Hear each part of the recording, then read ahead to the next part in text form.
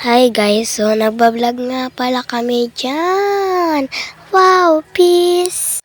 Yung vlog nga po namin dyan is bahay-bahayan. Wow, peace! Tapos nagpipirman na po ako dyan. Ayan naman, feeling totoo. Wow, peace! Paano man naman, ang hirap gayaan si Ate Erica. So, yan nga, yung laro namin dyan ay bunot-bunutan. So, yan nga, tagal pa dyan matapos. So, ang lilikot namin pala dyan. Paano ba naman? Ang hirap mag-voice over. So, hanggang dyan na lang.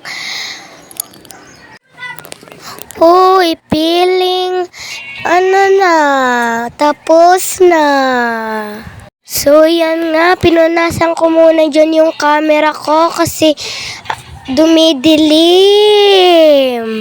Yung kalaro nga pala namin dyan is dalawa lang. Ay, apat pala kami. So, yan nga po, kanina nagtitiktok ako. Sorry, hindi ko na-videohan. So, nga dyan, ang layo pa dyan ng video. Uy, baka nakalimutan nyo na. Pwede pa like and share. So, yan nga lang po yung masasabi ko. Pero ang layo pa ng video. Hoy, joke lang yun.